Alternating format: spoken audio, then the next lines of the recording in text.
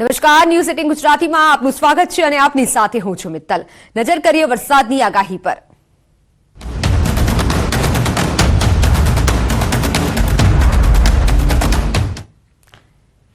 તો ગુજરાતના ખેડૂતો માટે ખૂબ મોટા સમાચાર સામે આવ્યા છે। રાજ્યના વિવિધ વિસ્તારોમાં વરસાદ પડી શકે છે। આગામી 3 દિવસ હવામાન વિભાગની આ મોટી આગાહી છે। ગાજવીજ સાથે વરસાદની આગાહી કરાઈ છે। ઉત્તર દક્ષિણ ગુજરાત અને સૌરાષ્ટ્રના જિલ્લાઓમાં વરસાદની આગાહી કરાઈ છે।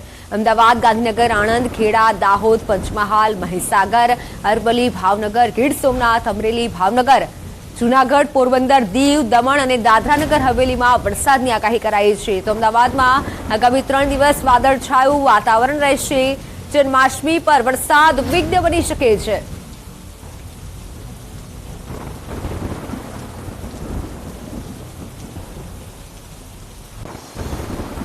આગામી 3 દિવસ વરસાદ થઈ શકે છે। ગાજવીજ સાથે વરસાદની આગાહી કરવામાં આવી છે। મહત્વની આગાહી કરવામાં આવી છે। જો કે જન્માષ્ટમીમાં આ વખતે વરસાદ થઈ શકે છે। ગાજવીજ સાથે વરસાદની આગાહી કરવામાં આવી છે। આ મહત્વના સમાચાર। ઘણા દિવસથી વરસાદે વિરામ લીધો હતો અને હવે ફરી એકવાર આગાહી કરવામાં આવી છે। નજર કરીશું કે 7 તારીખે ક્યાં વરસાદ થઈ શકે છે। જન્માષ્ટમીના દિવસે ક્યાં વરસાદ થઈ શકે છે। તો સાબરકાંઠા, અરવલ્લી, મહીસાગર, દાહોદ, પંચમહાલ, ખેડા, ગાંધીનગર, અમદાવાદ, આણંદ, ભાવનગર અને અમરેલીમાં વરસાદ થઈ શકે છે। પોરબંદર, જૂનાગઢ, ગીર સોમનાથ અને દીવમાં વરસાદ થઈ શકે છે। એટલે સૌરાષ્ટ્રના વિસ્તારોમાં પણ 7 તારીખે વરસાદની આગાહી કરવામાં આવી છે। તો બીજી તરફ દક્ષિણ ગુજરાતમાં દમણ, દાદરાનગર હવેલીમાં પણ વરસાદની આગાહી કરવામાં આવી છે। ગાંધીનગર સહિત એટલે મધ્ય ગુજરાતમાં પણ વરસાદ થઈ શકે છે। 7 તારીખે આ મહત્વની આગાહી કરવામાં આવી છે। અને આ સાથે હવે વાત કરીશું કે 8 તારીખે ક્યાં વરસાદ થશે, ક્યાં વરસાદની આગાહી કરવામાં આવી છે। તો ઉત્તર ગુજરાતની વાત કરીએ, બનાસકાંઠા, સાબરકાંઠા, અરવલ્લી, મહેસાણા, ગાંધીનગર, દાહોદ, પંચમહાલ, ખેડા, આણંદ અને અમદાવાદમાં વરસાદ થઈ શકે છે। ભાવનગર, અમરેલી, જૂનાગઢ, ગીર સોમનાથ, દીવ અને પોરબંદરમાં વરસાદની આગાહી કરવામાં આવી છે। 8 તારીખે વરસાદ થઈ શકે છે। દમણ અને દાદરાનગર હવેલીમાં પણ 8 તારીખે વરસાદની આગાહી કરવામાં આવી છે। જોકે ઘણા દિવસથી વરસાદી વિરામ લીધો હતો, પરંતુ ફરી એકવાર હવે વરસાદની આગાહી કરવામાં આવી છે। વાત કરીશું 9 તારીખની કે 9 તારીખે ક્યાં વરસાદની આગાહી કરાઈ છે। બનાસકાંઠા, સાબરકાંઠા, અરવલ્લી, મહીસાગર, ગાંધીનગર, ખેડા, પંચમહાલ, દાહોદ, આણંદ અને અમદાવાદમાં 9 તારીખે વરસાદની આગાહી કરવામાં આવી છે। ભાવનગર, અમરેલી, ગીર સોમનાથ, દીવ, જૂનાગઢ અને પોરબંદર એટલે સૌરાષ્ટ્રમાં પણ 9 તારીખે વરસાદની હવામાન વિભાગ તરફથી આ મોટી આગાહી કરવામાં આવી છે। દમણ અને દાદરાનગર હવેલીમાં પણ 3 દિવસ વરસાદ રહી શકે છે। આ મહત્વની આગાહી હવામાન વિભાગ તરફથી કરવામાં આવી છે। 7, 8 અને 9 તારીખે વરસાદ પડી શકે છે। ઉત્તર ગુજરાતમાં પણ 9 તારીખે વરસાદની આગાહી છે। તો સૌરાષ્ટ્રમાં પણ 9 તારીખે વરસાદ થઈ શકે છે। જોકે જન્માષ્ટમીમાં પણ વરસાદ ક્યાંક વિલંબ બની શકે છે। ઘણા દિવસના વિરામ બાદ વરસાદ એકવાર ફરી આવી શકે છે। હવામાન વિભાગ તરફથી આગાહી કરવામાં આવી છે। જોકે અંબાલાલ પટેલનું પણ અનુમાન હતું જે વ્યક્ત કરવામાં આવ્યું છે। તો ગાજવીજ સાથે વરસાદની આગાહી કરાઈ છે। મહત્વની આગાહી કરવામાં આવી છે। મોટા સમાચારની વાત કરીએ તો જન્માષ્ટમીમાં વરસાદ વિલન બની શકે છે। એક તરફ જન્માષ્ટમી છે, તહેવાર છે, બીજી તરફ જે વરસાદની રાહ જોવામાં આવી રહી હતી તો વરસાદની શક્યતા છે। એટલે જન્માષ્ટમીમાં ક્યાંક વરસાદ વિલન બની શકે છે। જન્માષ્ટમીમાં વરસાદ આવી શકે છે। સૌરાષ્ટ્રમાં પણ વરસાદની આગાહી કરવામાં આવી છે 7 તારીખે। અને સાથે સંવાદદાતા વિભુ જોડાઈ ચૂક્યા છે, જેમની પાસેથી વધુ વિગતો જાણીશું। જી વિભુ, કયા કયા જિલ્લાઓમાં વરસાદ થઈ શકે છે? જન્માષ્ટમીમાં વરસાદ વિલંબ બની શકે છે?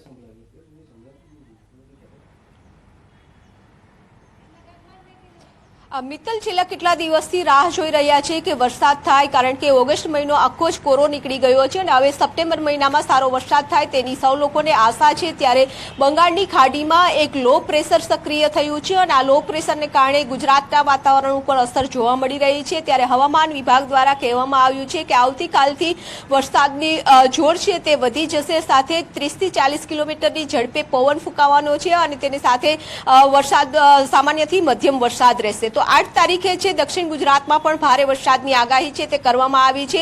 જેમાં આજે પણ અમદાવાદ, ગાંધીનગર, સાબરકાંઠા, અરવલ્લી, મહીસાગર સહિતના જે વિસ્તારો છે કે ત્યાં સામાન્યથી મધ્યમ વરસાદની આગાહી કરવામાં આવી છે। તો સૌરાષ્ટ્રમાં પણ જૂનાગઢ, ગીર સોમનાથ, ભાવનગરમાં પણ સામાન્યથી મધ્યમ વરસાદની આગાહી છે તે કરવામાં આવી છે। 8 તારીખે દક્ષિણ ગુજરાતના જે નવસારી, વલસાડ, ડાંગ, તાપી સહિતના જિલ્લાઓમાં ભારે વરસાદની સંભાવના વ્યક્ત કરવામાં આવી છે। તો સાથે જ હવામાન નિષ્ણાંત આંબાલાલ પટેલે પણ અનુમાન લગાવ્યું છે કે 10 થી 14 તારીખ સુધીમાં સમગ્ર ગુજરાતમાં સારો એવો વરસાદ થવાનું અનુમાન છે, કારણ કે અત્યારે લો પ્રેશર સિસ્ટમ સક્રિય થઈ છે અને બેક ટુ બેક સિસ્ટમ આવવાની છે, તેના કારણે ગુજરાતમાં સારો વરસાદ થશે. બિલકુલ વિભુ, આભાર માહિતી બદલ. ગાજવીજ સાથે વરસાદની આગાહી કરવામાં આવી છે. લાંબા સમયના વિરામ બાદ ફરી એકવાર વરસાદ આવી શકે છે. તો રાજકોટની વાત, રાજકોટના ઉપલેટામાં પણ મેઘરાજાની બેટિંગ. ઉપલેટા સહિત ગ્રામ્ય વિસ્તારોમાં વરસાદી માહોલ છવાયો. ભાયાવદર, ઠાંક અને વડાલી, વરણી, પડવાલા સહિતના વિસ્તારોમાં વરસાદ. લાંબા વિરામ બાદ મેઘરાજાનું આગમન થયું. વરસાદ થવાથી ખેડૂતોમાં ખુશીનો માહોલ છવાયેલો છે. ઉપલેટા સહિત ગ્રામ્ય વિસ્તારોમાં વરસાદી માહોલ છવાયો છે. તો આ તરફ રાજકોટમાં હાલ જ વરસાદ થઈ રહ્યો છે. લાંબા સમયના વિરામ બાદ રાજકોટના ગ્રામ્ય પંથકમાં મેઘરાજાની બેટિંગ યથાવત છે. ઉપલેટા સહિતના ગ્રામ્ય વિસ્તારોમાં વરસાદી માહોલ છવાયો છે. વરસાદ થવાથી ખેડૂતોમાં ખુશીનો માહોલ છવાયો છે, કારણ કે ઘણા સમયથી વરસાદી વિરામ લીધો હતો અને આ લાંબા વિરામ બાદ હવે મેઘરાજાનું આગમન થયું છે.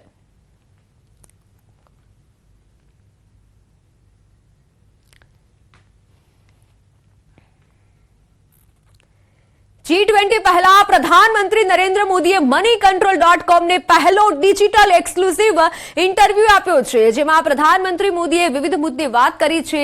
ઇન્ટરવ્યુમાં પ્રધાનમંત્રીએ કહ્યું છે કે સૌનો સાથ, સૌનો વિકાસ એ જ આપણો મંત્ર છે. વૈશ્વિક સંબંધોમાં પણ આ જ મંત્ર છે. વધુમાં પીએમ મોદીએ કહ્યું છે કે G20 થી ભારતનું સામ્રાજ્ય વધી રહ્યું છે અને અમારા G20 એજન્ડાને વૈશ્વિક સમર્થન મળી રહ્યું છે. આ ઉપરાંત ભારતના વિકાસ પર પણ પ્રધાનમંત્રી મોદી બોલ્યા. કહ્યું કે ભારતનો વિકાસ વૈશ્વિક સ્તરે સારો છે અને ભારતના વિકાસથી ભારતીયોને ફાયદો થયો છે.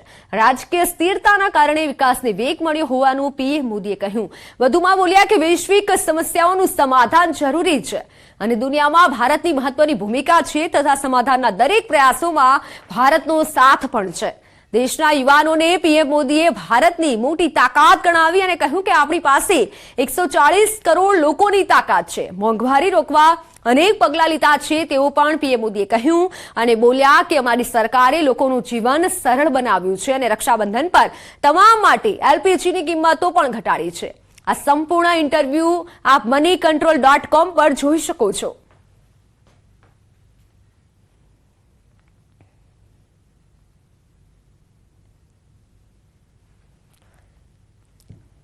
તો પીએમ મોદીએ આપ્યો મની કંટ્રોલને ઇન્ટરવ્યુ પર પીએમ મોદીએ ટ્વીટ કર્યું છે. વિકાસ પર પોતાના વિચાર રજૂ કર્યા છે. વિશ્વ કલ્યાણ પર પોતાના વિચાર રજૂ કર્યા છે. પીએમ મોદીએ ભારતીય અર્થવ્યવસ્થા પર સૌની નજર છે.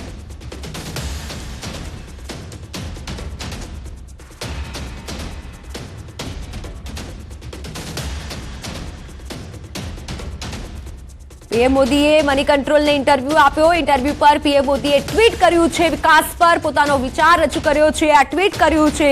વિશ્વ કલ્યાણ પર પોતાના વિચાર પીએમ મોદીએ રજૂ કર્યા છે. ભારતીય અર્થવ્યવસ્થા પર સૌની નજર છે તેવું ટ્વીટ કરી પીએમ મોદીએ જણાવ્યું છે. જે મની કંટ્રોલ સાથે જે ઇન્ટરવ્યુ કર્યું તેનું પીએમ મોદીએ ટ્વીટ કર્યું છે. ઇન્ટરવ્યુ પર પીએમ મોદીએ ટ્વીટ કરી માહિતી આપી છે કે ભારતીય અર્થવ્યવસ્થા પર સૌની નજર છે. આ સાથે વિશ્વ કલ્યાણ પર પોતાના વિચાર પીએમ મોદીએ રજૂ કર્યા છે. તો પીએમ મોદીએ મની કંટ્રોલને ઇન્ટરવ્યુ આપ્યો છે. ઇન્ટરવ્યુ પર પીએમ મોદીએ ટ્વીટ પણ કર્યું છે. વિકાસ પર વાત કરી છે. વિકાસ પર પોતાના વિચાર પીએમ મોદીએ રજૂ કર્યા છે. વિશ્વ કલ્યાણ પર પોતાના વિચાર પીએમ મોદીએ રજૂ કર્યા છે. ભારતીય અર્થવ્યવસ્થા પર સૌની નજર છે તેવું પીએમ મોદીનું કહેવું છે અને આ ટ્વીટ તમે જોઈ શકો છો, જેમાં પીએમ મોદીએ ટ્વીટ કર્યું છે અને સાથે જ કીધું છે કે ભારતીય અર્થવ્યવસ્થા પર સૌની નજર છે.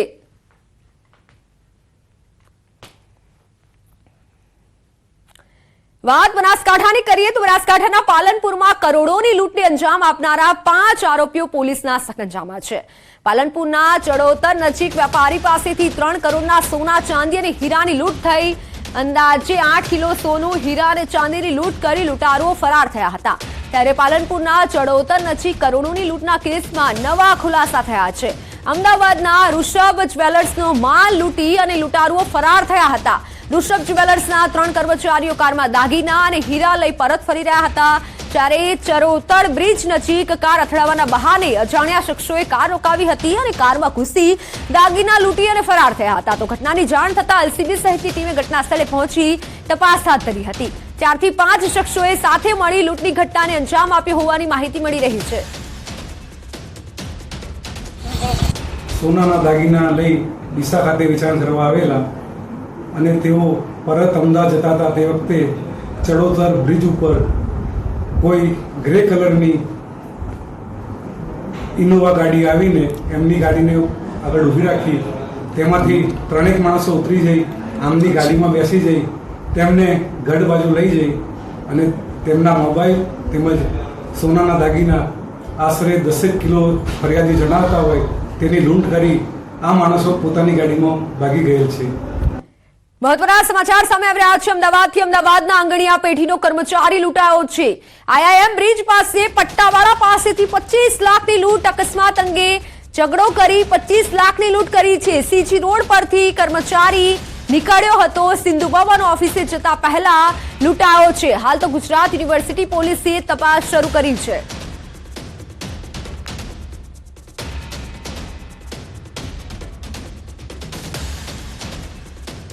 તો જીટીયુની પરીક્ષામાં એક સાથે 596 કોપી કેસ સામે આવ્યા છે. એક જ સત્રની પરીક્ષામાં ગેરરીતિ કરતા છાત્રો પકડાયા છે. પકડાયેલાઓને જીટીયુની યુએફએમ કમિટી સજા કરશે. Degree, diploma, engineering, pharmacy, BMA, MCA સહિત વિવિધ કોર્સની સેમેસ્ટર 2 થી 8 સુધીની રેગ્યુલર અને એટીકેટીની પરીક્ષામાં ગેરરીતિ કરતા વિદ્યાર્થીઓ પકડાયા હતા. જેમાં ડિપ્લોમા એન્જિનિયરિંગના 298, ડિગ્રી એન્જિનિયરિંગના 185, બી ફાર્મના 46, એમબીએના 28, એમસીએના 11 વિદ્યાર્થી પકડાયા છે. તો હવે યુએફએમ કમિટી દ્વારા વિદ્યાર્થીઓ લેવલ 1 થી 6 સુધીની સજા નક્કી કરાશે.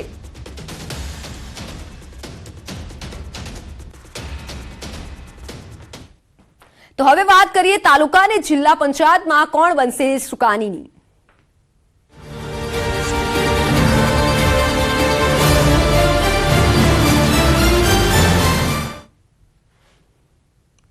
મહત્વના સમાચાર. ભાજપ પ્રદેશ પાર્લામેન્ટરી બોર્ડની બેઠક મળશે. 6 મહાનગરપાલિકા, 78 નગરપાલિકા અને 31 જિલ્લા પંચાયતની બેઠક મળશે. 231 તાલુકા પંચાયતની ટર્મ સપ્ટેમ્બરના બીજા સપ્તાહમાં પૂર્ણ થાય છે. તો પ્રદેશ ભાજપ પાર્લામેન્ટરી બોર્ડ દ્વારા હોદ્દેદારોની નિમણૂક કરવા માટે બેઠક મળશે. પાટીલે તમામ નવા ચહેરાની વાત કરી છે. એટલે મનપામાં કોણ મેયર બનશે તે મામલે ચર્ચા થઈ રહી છે.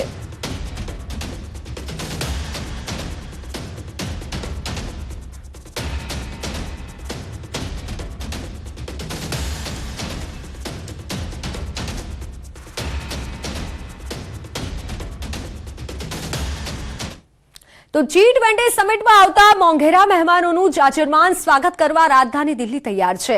7 થી 11 સપ્ટેમ્બર વચ્ચે દિલ્હીમાં G20 દેશોના સર્વોચ્ચ નેતાઓની બેઠક યોજાશે. G20 માટે વિદેશથી આવતા મહેમાનો માટે દિલ્હીમાં 25 5-સ્ટાર હોટલ બુક કરવામાં આવી છે. જેમાંથી એક ધ લલિત હોટલમાં વિદેશી મહેમાનો માટે કેવી તૈયારીઓ કરવામાં આવી છે તે જોવા ન્યૂઝ 18ની ટીમ લલિત હોટલમાં પહોંચી હતી. મહેમાનોના સ્વાગત માટે લલિત હોટલમાં મોરની થીમ રાખવામાં આવી છે. હોટલમાં મહેમાનો માટે મોર પીછાથી શણગારેલી થાળી સાથે આરતી કરવામાં આવશે. ખાણીપીણી સુધી દરેક જગ્યાએ દેશી ટચ આપવામાં આવ્યો છે.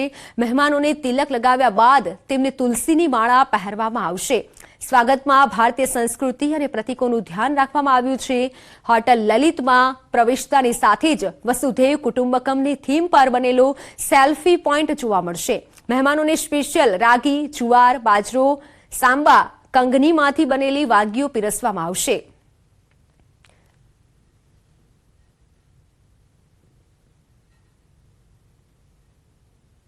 भारत G20 की मेजबानी कर रहा है और दिल्ली इसके लिए पूरी तरीके से तैयार है. इसके साथ ही होटल में विदेशी मेहमानों के ठहरने की व्यवस्था की गई है. वहां पर किस तरीके से उनका आदर सत्कार किया जाएगा, वेलकम किया जाएगा, ये आज हम आपको दिखा रहे हैं न्यूज़ 18 के माध्यम से. इस वक्त हम ललित होटल के अंदर खड़े हैं. आप देखें तो यहाँ पर अलग ही तरीके से अतिथियों के स्वागत का इंतजाम यहाँ किया गया है. जो विदेशी मेहमान यहाँ पर आएंगे सबसे पहले उन्हें टीका लगाकर और उसके बाद रुद्राक्ष की माला पहनाकर उनका स्वागत किया जाएगा. आप देख भी सकते हैं कि यहाँ पर ठीक इसी तरीके से विदेशी मेहमानों का स्वागत सत्कार यहाँ किया जाएगा. जैसे कि आप तस्वीरों के माध्यम से देख रहे हैं। और एंट्रेंस करते ही पहले टीका लगाकर उनका वेलकम किया जाएगा, क्योंकि भारतीय परंपरा के अनुसार जब घर में मेहमान आते हैं तो ठीक ऐसे ही उनका जो है अभिनंदन या वेलकम किया जाता है। उसके बाद आप पीछे देखें तो यहाँ पर आपको कई लोग वेलकम के लिए दिखाई दे रहे होंगे। ये DEI यानी कि डाइवर्सिटी, इक्विटी, इंक्लूजन की तरीके से यहाँ पर आप देखें तो यहाँ पर उनका वेलकम किया जा रहा है। साइलेंट लैंग्वेज में ये वेलकम किया जाएगा। और जब हमारे फॉरेन डेलीगेशंस यहाँ पे पहुँचेंगे तो भारतीय परंपरा को प्रदर्शित करते हुए अलग अलग तरीके से उनके वेलकम की तैयारी यहाँ पर की गई है। ठीक इसके पीछे आप देखें तो यहाँ पर जब हमारे घर में कोई मेहमान आते हैं तो हम लाइटिंग्स लगाते हैं, उसको डेकोरेट करते हैं। ठीक वैसे ही यहाँ पर आप देखें तो यहाँ पर भी ये कमल के फूल वाले जो डिज़ाइंस हैं, जो कैंडल्स हैं वो लगाए गए हैं, जिसमें यहाँ देखिए ऑरेंज कलर है, भारतीय तिरंगे को यहाँ दर्शाया गया है। इस तरीके से ये डेकोरेशन की गई है। और उसके बाद आप देखें तो यहाँ हर चीज़ में जो है वो कहीं ना कहीं भारतीय परंपरा की झलक है। और इसके बाद आप देखें जब वेलकम होगा और उसके बाद जब हमारे घर में मेहमान आते हैं तो हम कई तरीके से रंगोली तैयार करते हैं। ठीक वैसे ही आप देखें यहाँ पर G20 की जो रंगोली है वो तैयार की गई है, जो कि फूलों से है, जिस पर साफ तौर से लिखा हुआ है वासुदेव कुटुंबकम, one earth, one family, one future. तो विदेशी मेहमानों के लिए जो शिखर सम्मेलन में शामिल होने आ रहे हैं, भारतीय परंपरा संस्कृति के साथ उनके वेलकम की तैयारी यहाँ पर की गई है। टीका, रुद्राक्ष की माला, साथ ही साथ DEI वेलकम के साथ साथ रंगोली भी उनके मन को मोहने के लिए यहाँ पर तैयार की गई है। तो तैयारियां पूरी हैं और अब इंतजार है। તો હવે જોઈએ ન્યૂઝ 18 ગુજરાતીની વિદેશ મંત્રી જયશંકર સાથેની ખાસ વાતચીત. It's a collective effort. Sure. Right. You've just come back from BRICS. Yeah. You're heading for the ASEAN Summit, East Asia This Summit. evening. Yeah. So that's the East Asia Summit, and then is the G20. It's a packed schedule. You spoke about global South. You spoke about the divide between the East and West, between the North and South, and trying to find common ground. Do these countries see India as a voice? You said represent the global South. Do these countries who are participating in these fora, do they see India as a credible voice within the fora? The global South countries? Correct. Yes. I mean, I would certainly hope so for this reason. There have been G20 summits before. No other G20 presidency made an effort to get together the developing countries who are not on the table and say, please come sit with us, tell us what are nobody has done it before. So if we have taken the trouble, and we meaning here Prime Minister Modi himself, you know, if 125 countries have been consulted, feel today, yes, what we told India has promised us that they will put that issue on the table. I think they have a lot of expectation of India.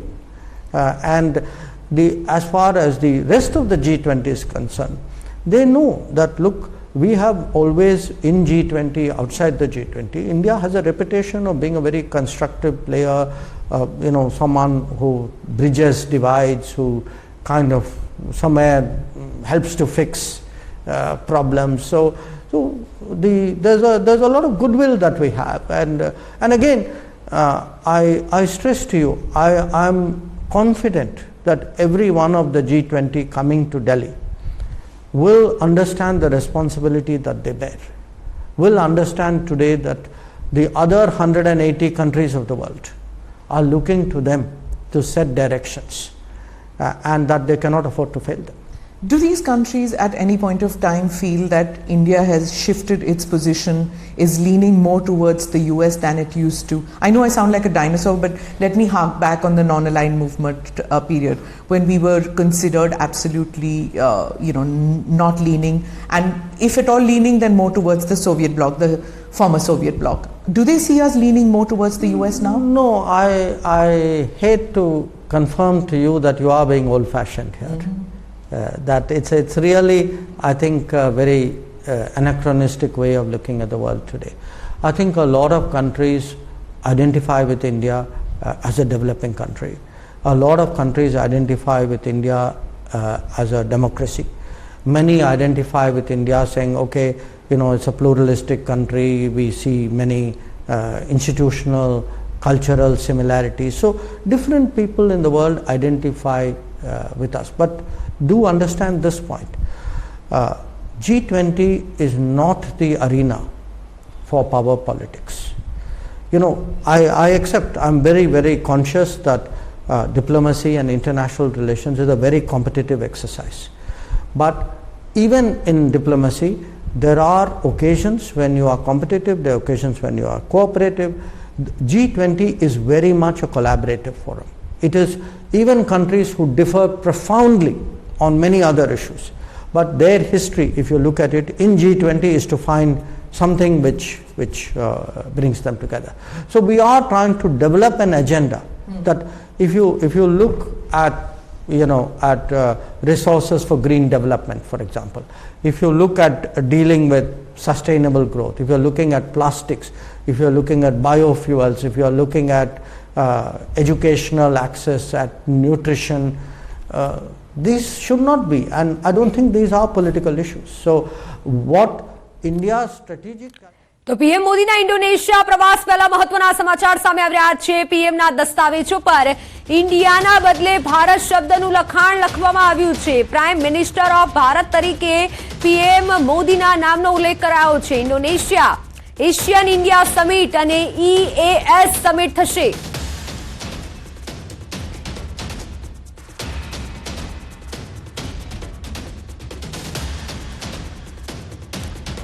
અમદાવાદમાં Sola bridge પાસે car અકસ્માત થયો. બેકાબુ car રોડના divider પર ચડી ગઈ. સદનસીબે ઘટનામાં કોઈ જાનહાનિ થઈ નથી. ત્યારે મહત્વના સમાચાર સામે આવી રહ્યા છે. વધુ એક અકસ્માત સોલા બ્રિજ પર થયો છે. સોલા બ્રિજ પર કાર અકસ્માત થયો. બેકાબુ કાર આવી અને ડિવાઈડર પર ચડી ગઈ, જેના દ્રશ્યો પણ સામે આવ્યા છે, જેમાં જોઈ શકાય છે કે કારનો કચ્ચર ઘાણ વળી ગયો છે. જોકે સદનસીબે આ ઘટનામાં કોઈ જાનહાનિ થઈ નથી.